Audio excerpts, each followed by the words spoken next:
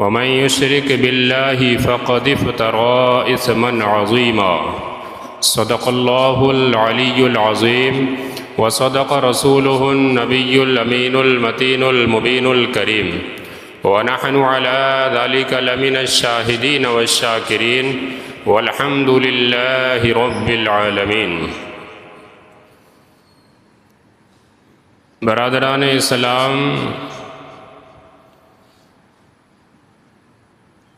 کچھ بیان کرنے سے پہلے انتہائی عقیدت و محبت اور خلوصیت کے ساتھ ایک بار آقا نامدار، مدینے کے تاجدار، دونوں عالم کے مختار جناب احمد مجتبیٰ محمد مصطفیٰ صلی اللہ علیہ وسلم کی بارگاہ بے کس پناہ میں درود و سلام کا ہدیہ پیش کریں۔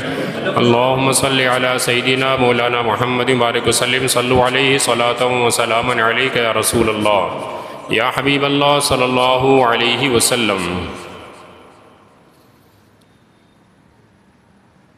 یہ مہینہ سفر کا مہینہ ہے اور اس کی آخری تاریخ ہے، اور انشاءاللہ بعد نماز مغرب غروب آفتاب کے بعد ربیع الاول شریف کا مقدس مبارک مہینہ شروع ہو جائے گا، اور انگریزی تاریخ آج 14 اگست ہے، اور کل 15 اگست جو ہمارے ملک کی آزادی کا دن ہے، وہ تاریخ بھی انشاءاللہ ہم سب کے سامنے آئے گی۔ ربیع الاول شریف کے مہینے کو ہم لوگوں کو کیسا گزارنا چاہیے، اور حضور کی سیرت، حضور کا اخلاق اور کردار، حضور کی بچپن کی زندگی، جوانی کی زندگی، اور حضور کی مکی و مدنی زندگی، حضور کی تمام سیرت پر انشاءاللہ ربیع الاول شریف کے پورے مہینے میں بیان کرنے کی کوشش کریں گے۔ لیکن ابھی ہماری نظروں کے سامنے ایک حساس تاریخ ہے جس کو 15 اگست کہا جاتا ہے، اور ہم سبھی ہندوستان کے باشندے، ہندوستان میں رہنے والے اس تاریخ کو یوم آزادی کے نام سے مناتے ہیں۔ یعنی ہمارا ملک ہندوستان بہت ساری مصیبتوں اور جبر و ظلم سے آزاد ہوا۔ ہمارا ہندوستان اور ہندوستان میں رہنے والے تمامی حضرات ان لوگوں کے چنگل سے آزاد ہوئے جو کہ تمام ہی ہمارے ہندوستانیوں کو اپنا غلام بنائے ہوئے تھے، اور یہ آزادی کوئی معمولی ایک دن کی آزادی نہیں، بلکہ یہ آزادی ہماری نظروں کے سامنے تو 1857 سے شروع ہوتی ہے، لیکن اور تاریخ اگر پڑھی جائے تو 1757 سے اس آزادی کی بنیاد رکھنے والے شیر میسور جناب ٹیپو سلطان ہیں، جنہوں نے 1757 سے ان انگریزوں کے قدم اکھاڑنے کی مکمل کوشش کی تھی، جن کو شیر میسور کہا جاتا ہے۔ باقی 1857 سے لے کر کے جو ہماری ہندوستان کی آزادی میں کارنامے انجام ہوئے اور جن حضرات نے محنت و مشقتیں کی، فتوے دیے علماء اکرام نے، اپنی قلم کی طاقت اور اپنی جان کی طاقت اس ملک ہندوستان کے لیے لگائی۔ وہ ہمارے علماء اکرام جن کی تعداد لگ بھگ 50,000 کے قریب ہے، جن کو پھانسیوں کے پھندے پر لٹکایا گیا، جن کو کالے پانی کی سزا دی گئی، جن پر ظلم و تشدد کیا گیا، اور باقی علماء کرام کے علاوہ لاکھوں کی تعداد میں ہمارے مومن اور مسلمان بھائی ہیں جنہوں نے اس ہندوستان کے لیے، اس کی آزادی کے لیے مکمل محنت و کوشش کر کے نہ اپنی فکر کی، نہ اپنے بال بچوں کی فکر کی، اور نہ اپنے گھر، اپنی دولت، اپنی پراپرٹی، کسی چیز کی فکر نہیں کی۔ ان کو فکر یہی تھی کہ یہ ہمارا ملک ہندوستان، اس میں رہنے والے تمام ہی باشندے ان انگریزوں کے چنگل سے آزاد ہو جائیں۔ آزادی یہ اللہ کی بہت بڑی نعمت ہے۔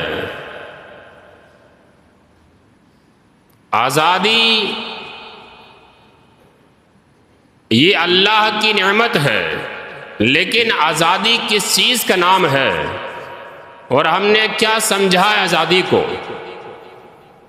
آزادی مکمل طور پر انسان کو اختیار نہیں دیا جاتا کہ جو چاہے وہ کرے، بلکہ آزاد ہونے کے بعد انسان کس چیز سے آزاد ہوا؟ ظلم سے آزاد ہوا، جبر سے آزاد ہوا، عدل و انصاف نہیں ہو رہا تھا اس سے آزاد ہوا، شخصیات سے آزاد ہوا، خواہشات نفس سے آزاد ہوا ہے، بہت ساری چیزوں سے ہندوستان کا رہنے والا باشندہ آزاد ہوا۔ جہاں پر قانون نام کی کوئی چیز نہیں تھی، جہاں پیسے، مال، دولت والے انسان کو بخش دیا جاتا تھا اور غریب انسان کو لٹکا دیا جاتا تھا، اسی چیز سے تو ہندوستان کا رہنے والا باشندہ آزاد ہوا ہے۔ لیکن یہ آزادی انسان کو مکمل اختیار نہیں دیتی ہے۔ ہندوستان میں رہنے والے تمام ہی لوگ ہندوستان کی سرزمین سے محبت کرتے ہیں، لیکن ہندوستان کی زمین کے ساتھ یہاں تو ہمارا وطن ہے اور حب الوطنی یہ ہماری ایک پہچان ہے، حالانکہ ہمارے ایمان کا حصہ نہیں ہے۔ وہ جو روایت بیان کی جاتی ہے غلط ہے، لیکن یہ ہندوستان میں رہنے والے تمام ہی لوگ اپنے وطن سے محبت کرتے ہیں، اور کیوں نہیں کریں گے کہ جن کے آباء و اجداد نے، جن کے بزرگوں نے، جن کے علماء نے اس ہندوستان کی آزادی میں اپنے خون کی قربانیاں دی ہوں تو اس ہندوستان سے کیوں محبت نہیں ہوگی؟ لیکن ہندوستان کی محبت اور یوم آزادی کے موقع پر بھی ہم سب کو اللہ کی طرف سے یہ پیغام آتا ہے کہ تمہیں شرک نہیں کرنا ہے، کفر نہیں کرنا ہے، صرف گیت گانے کا نام، صرف نعرے لگانے کا نام یہ آزادی نہیں ہے، بلکہ ہندوستان کے ہر قانون پر عمل کرنے کا نام جو ہے یہ آزادی ہے۔ ہندوستان کے ہر قانون کو ماننے کا نام آزادی ہے۔ صرف نعرہ ہم نے لگا دیا، ہم نے یہ نہیں دیکھا کون سا نعرہ شرکیہ ہے، ہم نے یہ نہیں دیکھا کون سے اشعار شرکیہ ہیں۔ اللہ رب العزت کا پیغام ہے، ان اللہ لا یغفر ان یشرک بہ ویغفر ما دون ذلک لمن یشاء۔ بے شک اللہ رب العزت اس کو نہیں بخشتا ہے جو اللہ کی ذات میں کسی کو شریک ٹھہراتا ہے، یعنی اللہ کے علاوہ کسی دوسرے کو معبود مانے گا، کسی دوسرے کو خالق مانے گا۔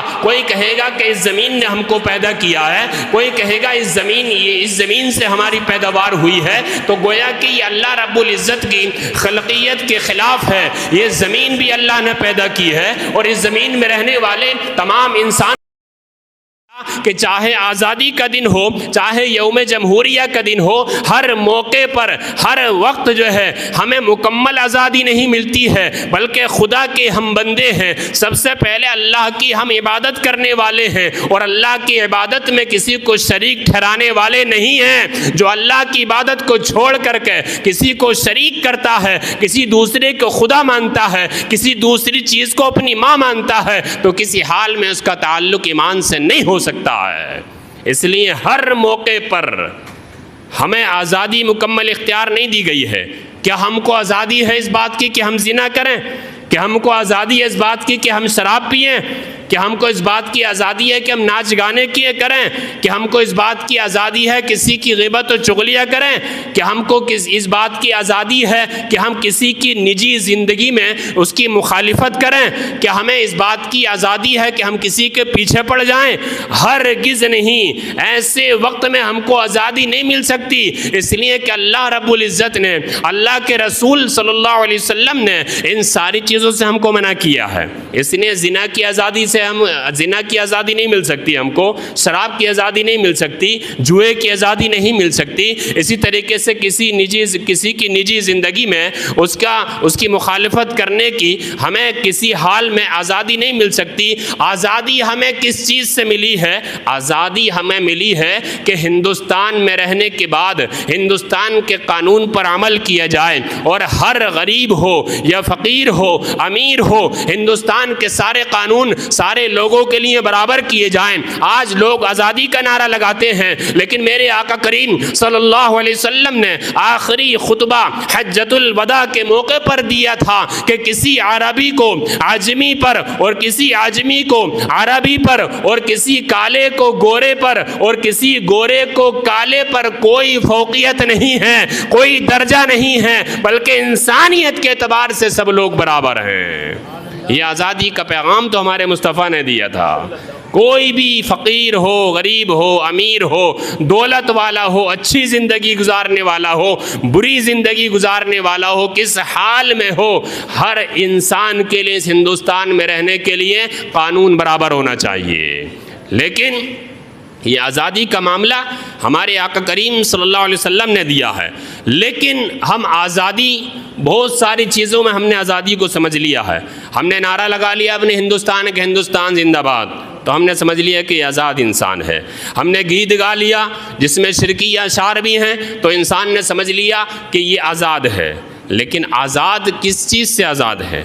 کہ صرف نعرہ لگانے کا نام آزادی ہے اور ہندوستان کے قانونوں کو توڑا جا رہا ہے، غریبوں کو ستایا جا رہا ہے، امیروں کو رہا کیا جا رہا ہے، تو کیا یہ آزادی میں نہیں آئے گا؟ یہ ساری چیزیں آزادی میں آئیں گی۔ آزادی صرف نعرہ لگانے کا نام نہیں ہے، آزادی صرف اشعار پڑھنے کا نام نہیں ہے، آزادی ہر اس چیز کا نام ہے جس سے کسی دوسرے انسان کو تکلیف ہوتی ہو۔ کسی انسان پر ظلم نہ کرنے کا نام آزادی ہے، کسی انسان کو نہ ستانے کا نام آزادی ہے، کسی انسان کے خلاف عدل و انصافی نہ کرنے کا نام آزادی ہے۔ یعنی آزادی اس چیز کا نام ہے کہ ہر انسان کے ساتھ انصاف کیا جائے، ہر انسان کو چاہے وہ امیر ہو یا غریب ہو، ہر انسان کے ساتھ قانون کے اعتبار سے برابری کا اس کو حق دیا جائے۔ اس چیز کا نام آزادی ہے۔ کسی کو ستایا نہ جائے، اس چیز کا نام آزادی ہے۔ صرف نعرہ لگانے کا نام آزادی نہیں ہے۔ اس لیے آزادی کا پہلو یہ بہت پھیلا ہوا ہے، بہت وسیع ہے،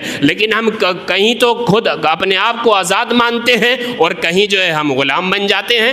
ہم اپنے نفس کے جو ہے غلام بنے ہوئے ہیں۔ ہم ایسے موقع پر نہیں دیکھتے کہ خواہش نفس کی بنیاد پر ہم کچھ بھی اپنی زبان سے کہہ دیتے ہیں، بولتے ہیں۔ یہ نہیں سمجھتے کہ ہماری زبان سے شرک نکل رہا ہے، ہماری زبان سے کفر نکل رہا ہے۔ ہم یہ نہیں سمجھتے کہ ہم کیا بول رہے ہیں، ہم یہ نہیں سمجھتے کہ ہم دوسرے انسان کے ساتھ کیا کر رہے ہیں۔ تو ہم اپنی نفس کی خواہش کے مطابق جو ہے لوگوں کے معاملات کو حل کرنے کی کوشش کرتے ہیں۔ اس چیز کا نام آزادی نہیں ہے۔ نفس خواہشات میں انسان مبتلا ہے اور غلامی کا نعرہ لگاتا ہے۔ عدل و انصاف نہ کرنے کے معاملے میں انسان مبتلا ہے، لیکن اس کے باوجود آزادی کا نعرہ لگاتا ہے۔ شخصیت پرستی میں انسان جو ہے اتنا غلو کر بیٹھا ہے اور اس کے بعد بھی آزادی کا نعرہ لگاتا ہے۔ دیکھو شخصیت پرستی، کسی کو کسی سے محبت ہو گئی ہے، کسی کو کسی انسان سے محبت ہو گئی ہے، اور ایسی محبت ہو گئی آپ کہیں مت جائیے، کوئی کسی کو دیکھو، کوئی بابا کا ماننے والا ہے، کوئی اپنے پیر کا ماننے والا ہے، کوئی میاں کا ماننے والا ہے، لیکن اگر پیر نے کہہ دیا پوری رات یہیں کھڑے رہنا ہے تو کھڑا رہے گا، اور اللہ کا پیغام ہے کہ 5 وقت کی نماز کھڑے ہو کر کے ادا کرنا ہے، اس کو ادا نہیں کرے گا تو یہ آزادی نہیں ہے، اس کو آزادی نہیں کہا جائے گا۔ پیر نے کہہ دیا کہ تجھے 10,000 روپے اس چیز میں خرچ کرنا ہے تو اس کو خرچ کرے گا، لیکن قرآن کا پیغام ہے زکوٰۃ ادا کر، صدقہ و خیرات کر، اس کو نہیں کرے گا۔ تو گویا کہ ہم شخصیت پرستی میں جو ہے غلام بن چکے ہیں، اور اس کے باوجود آزادی کا نعرہ لگاتے ہیں، آزادی کا نعرہ لگاتے ہیں۔ آزادی ہر اس چیز کا نام ہے کہ ہاں ہم نعرہ لگا رہے ہیں، ہم اس کی محبت کے لیے سب کچھ کر رہے ہیں، لیکن بہت ساری چیزوں میں ہم کو آزادی نہیں مل سکتی۔ شخصیت پرستی میں کسی کی غلامی نہیں کرنا چاہیے، اللہ کے ہم غلام ہیں، ہر حال میں اللہ کی غلامی کرنا چاہیے۔ عدل و انصاف کے معاملے میں اللہ رب العزت کا جو پیغام ہو، اللہ رب العزت کا جو فیصلہ ہو، اللہ کے رسول کا جو فیصلہ ہو، اسی کے مطابق جو ہے حکمران کو، عہدے داروں کو، اور جو کسی چیز کے چلانے والے ہوں ان کو اسی طریقے کا اعلان کرنا چاہیے۔ لیکن عدل و انصاف کا نہ کرنے والا انسان اور وہ آزادی کا نعرہ لگائے تو اس کے منہ سے وہ نعرہ اچھا نہیں لگے گا، اس کے زبان سے وہ نعرہ اچھا نہیں لگے گا، اس لیے کہ آزادی عدل و انصاف میں بھی ہے۔ خواہش نفس کی بنا پر یہ میرا قریبی ہے، یہ میرا رشتہ دار ہے، میں عہدے دار ہوں، یہ امیر آدمی ہے، اس کو آزاد کر دوں گا، یہ غریب آدمی ہے، اس کو سولی پر لٹکا دوں گا، تو یہ آزادی اس چیز کا نام نہیں ہے۔ اس لیے میں کہتا ہوں حب الوطنی، وطن سے محبت کرنا، یہ تو ہماری پہچان ہے کہ ہر انسان اس سے محبت کرتا ہے، ملک ہندوستان میں رہنے والے تمام باشندوں سے محبت کرتا ہے۔ اس لیے اس ہندوستان کی سرزمین سے میں محبت ہے کہ علماء اکرام نے، بالخصوص حضرت علامہ فضل حق خیر آبادی نے اس ہندوستان کی آزادی کے لیے سب سے پہلا قلم اٹھایا ہے۔ سارے لوگ مل کر کے یہ کوششیں کرتے تھے کہ ان انگریزوں کو کس طریقے سے ہندوستان سے باہر کیا جائے، لیکن آگے بڑھنے کی کسی کی ہمت نہیں ہوتی تھی۔ اگر سب سے پہلے ہندوستان کو آزاد کرنے کے لیے اگر کوئی آگے بڑھا ہے تو دہلی کی جامع مسجد میں سب سے پہلے اگر کسی نے فتوے کا اعلان کیا ہے تو ان کو علامہ فضل حق خیر آبادی کہا جاتا ہے۔ کون جانتا ہے؟ ہمارے مسلمان بچے کے اس چیز کو جانتے ہیں؟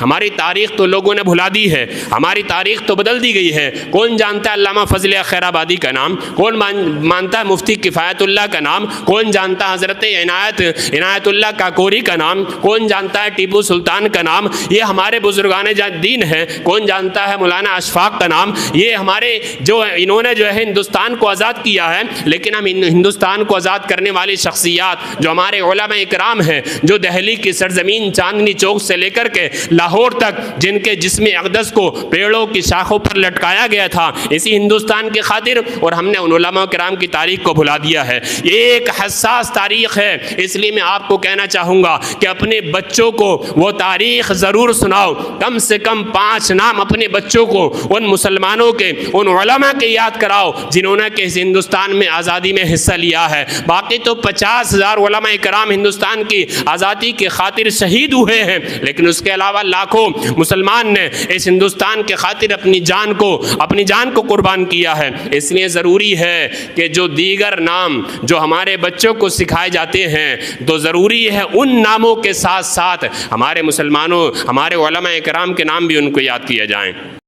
فضل حق خیر آبادی یہ کوئی معمولی شخصیت کا نام نہیں ہے، بہت بڑے عالم کا نام ہے، بہت بڑے فلسفی کا نام ہے، بہت بڑے مفتی کا نام ہے۔ یہاں تک کہ حضرت علامہ فضل حق خیر آبادی نے جب فتوے کا اعلان کیا تھا اس کے بعد آپ جو ہے لکھنؤ کی سرزمین پر پہنچ گئے تھے تو اس کے بعد آپ کو قید کر لیا گیا تھا۔ جب آپ کو جج کے سامنے بٹھایا گیا تھا اور اس بات کو پوچھنے کی کوشش کی جا رہی تھی کہ بتاؤ وہ فتویٰ انگریزوں کے خلاف آپ نے دیا تھا، تو جو جج بیٹھا ہوا تھا کرسی پر اس نے اٹھ کر کے حضرت علامہ فضل خیر آبادی کے کان میں ایک بات کہی تھی کہ میں آپ سے کرسی پر بیٹھ کر کے پوچھوں گا کہ بتاؤ یہ فتویٰ کس نے دیا ہے انگریزوں کے خلاف، تو آپ منع کر دینا کہ میں نے نہیں دیا ہے۔ کیوں؟ اس لیے کہ اس نے 2-3 کتابیں حضرت علامہ فضل خیر آبادی سے پڑھی تھیں۔ وہ جج حضرت علامہ فضل خیر آبادی کا شاگرد تھا، ان کا اسٹوڈنٹ تھا، تو اس نے بیٹھنے کے بعد علامہ فضل خیر آبادی سے پوچھا کھڑے ہو جاؤ، بتاؤ کہ دہلی کی جامع مسجد میں تم تم نے انگریزوں کو خلاف فتویٰ دیا تھا تو علامہ فضل خیر آبادی نے سینہ چوڑا کر کے کہا تھا کہ ہاں الحمدللہ ان انگریزوں کے خلاف میں نے فتویٰ دیا تھا، جہاد کے خلاف جہاد کے لیے میں نے فتویٰ دیا تھا۔ علامہ فضل خیر آبادی کی وہ شان ہے کہ اس وقت میں انہوں نے یہ نہیں دیکھا کہ مجھے پھانسی پر لٹکایا جائے گا، مجھے جیل کی سلاخوں میں ڈالا جائے گا، مجھے کالی سزا دی جائے گی، ان کالے پانی کی سزا دی جائے گی، انہوں نے کچھ نہیں دیکھا، بلکہ علامہ فضل خیر آبادی نے سچائی کو بیان کیا، حقیقت کو بیان کیا۔ اس بات سے معلوم ہوا جو سچا پکا مسلمان مومن ہوتا ہے وہ حق بیانی کرتا ہے ہر موڑ پر، اور حق اس کے ساتھ ہوتا ہے۔ اسے علامہ فضل خیر آبادی یہ کوئی معمولی شخصیت نہیں ہے۔ مفتی کفایت اللہ کافی جو مراد آباد کی سرزمین پر جن کو پھانسی کے پھندے پر لٹکانے کے لیے لے کر کے جایا جا رہا تھا، اور اس وقت بھی ان سے پوچھا جا رہا تھا کہ جو آپ نے فتویٰ دیا ہے، جو اعلان کیا ہے، آپ اس سے روگردانی کر لو، آپ جو اپنے مسئلے کو تبدیل کر لو۔ لیکن مفتی کفایت اللہ کافی کہتے ہیں میں نے جو کہہ دیا ہے میں اس پر اٹل رہوں گا۔ یہ حضور اکرم صلی اللہ علیہ وسلم کے غلام کی ایک زبان ہے، یہ سچے مومن کی ایک زبان ہے۔ تو حضرت مفتی کفایت اللہ کافی جو سید ہیں ان کو پھانسی کے پھندے پر لٹکانے کے لیے لے کر کے جایا جا رہا تھا، اس سے پہلے پوچھا گیا تھا بتاؤ کہ آپ کی آخری خواہش کیا ہے، جیسے کہ ہر پھانسی کے پھندے پر لٹکانے والے سے پوچھا جاتا ہے۔ مفتی کفایت اللہ کافی نے اس وقت میں کہا تھا ایک کاغذ دے دیا جائے، ایک قلم دے دیا جائے، اور اسی وقت میں آپ نے اپنی خواہش اس زبان میں کہی تھی اور کہا تھا کوئی گل باقی رہے گا نہ چمن رہ جائے گا، پر رسول اللہ کا دین حسن رہ جائے گا، یہی میری آخری خواہش ہے۔ تو جنہوں نے ہندوستان کی خاطر اپنی جان کی قربانی دی، اپنی مال کی قربانی دی، اپنی دولت کی قربانی دی، لیکن ایسے وقت میں اللہ کے رسول کا دامن نہیں چھوڑا ہے، مصطفیٰ کی محبت کو اپنے سینوں سے دور نہیں کیا ہے۔ اور ایک ہم لوگ ہیں ذرا سی کوئی بات آتی ہے شرکیہ جملہ ہماری زبان سے نکل جاتا ہے، کفریہ جملہ ہماری زبان سے نکل جاتا ہے۔ اس لیے میں کہتا ہوں بہت سے نام نہاد مسلمانوں کے ایمان کا ٹھکانہ نہیں ہے کہ ان کے پاس ایمان ہے کہ نہیں بھی، کہیں ان کا ماتھا جھک جاتا ہے، کہیں ان کے ہاتھ جو ہے جڑ جاتے ہیں، لیکن اللہ اس کے رسول کے ماننے والے لوگ ہمیشہ شریعت کی پاسداری کرتے ہیں، ہمیشہ قرآن کی اطاعت کرتے ہیں۔ اللہ نے فرما دیا ان اللہ لا یغفر ان یشرک بہ، یعنی اللہ رب العزت شرک کرنے والے کو کبھی معاف نہیں کرے گا، اور ہم کسی دوسرے کی عبادت کرنے کے لیے نہیں، بلکہ اللہ نے ارشاد فرما دیا وما خلقت الجن والانس الا لیعبدون، میں نے جن اور انسانوں کو اللہ کی عبادت کے لیے پیدا کیا ہے، اور اللہ کی عبادت کو چھوڑنے کے بعد یہ کسی دوسرے کی عبادت میں لگا ہوا ہے، یہ کسی دوسرے کی پرستش میں لگا ہوا ہے، تو کسی حال میں اللہ کا بندہ نہیں ہو سکتا، کسی حال میں اللہ کا عبادت گزار نہیں ہو سکتا، مطیع و فرما بردار نہیں ہو سکتا۔ اس لیے ضروری ہے کہ جس وقت میں چاہے کیسا ہی موقع ہو، خوشی کا موقع ہو یا غمی کا موقع ہو، ہر حال میں اللہ کی اطاعت و فرما برداری کرنا چاہیے، اللہ کے رسول کی شریعت کی اطاعت و فرما برداری کرنا چاہیے۔ یہی ہماری دین کا پیغام ہے، یہی ہمارے اسلام کا پیغام ہے۔ باقی جو جبر کرے گا، جو ظلم کرے گا، جو ناانصافی کرے گا، اس کے خلاف ہماری شریعت نے اور ہمارے حضور اکرم صلی اللہ علیہ وسلم نے اب سے 1400 سال زائد پہلے سب کچھ ہم کو بتا دیا ہے۔ اس لیے ہم اپنے مصطفیٰ کی شریعت کو ماننے والے ہیں، اور مصطفیٰ کی شریعت کے ساتھ ساتھ ہم ہندوستان سے محبت کرتے ہیں۔ میرے آقا نے ارشاد فرمایا تھا مجھے ہند سے ایمان کی خوشبو آتی ہے، یہی جملہ اس ہندوستان کی سرزمین سے محبت کرنے کے لیے ہمارے لیے کافی ہے۔ اس ہندوستان کی سرزمین سے ہمارے آقا کو اتنا پیار تھا کہ میرے آقا نے کسی کو ہندوستان کے سرزمین پر بھیجا یا نہ بھیجا، لیکن سلطان الہند بنا کر، سلطان الاولیاء بنا کر کے اجمیر شریف کی دھرتی پر حضرت غریب نواز کو میرے آقا نے بھیجا ہے، جن کو عطائے رسول کہا جاتا ہے۔ محبت تھی تبھی تو ہندوستان کے سرزمین پر بھیجا ہے، ورنہ تو کسی اور سرزمین پر بھیج سکتے تھے۔ اس وقت میں بھی تو کائنات کا معاملہ بہت وسیع تھا، کسی بھی ملک میں بھیج سکتے تھے، لیکن میرے آقا کو اس ہندوستان کی سرزمین سے محبت تھی، تب اس ہندوستان کی سرزمین پر حضرت غریب نواز کو بھیجا ہے۔ اس لیے ہم حضرت غریب نواز کے ماننے والے ہیں، یہ میرے خواجہ کا ملک ہے، اور ہم سب سے گزارش ہے کہ ہم سب وہ کام نہ کریں کسی بھی موقع پر جس سے ہمارا شرک ہو جائے یا کفر ہو جائے۔ ہر موقع پر اپنے ایمان کو بچا کر کے رکھیے، اپنے عقیدے کی حفاظت کیجیے، یہی قرآن کا پیغام ہے، یہی حدیثوں کا پیغام ہے۔ ہم کسی کو کسی کے ساتھ ہر حال میں شریک نہیں ٹھہراتے ہیں۔ رب تبارک و تعالی سے دعا ہے الہ العالمین ہم سب کو حق بولنے کی توفیق عطا فرمائے اور سیرت مصطفیٰ کی پابندی کرنے کی توفیق عطا فرمائے۔ آمین وآخر دعوانا الحمدللہ رب العالمین۔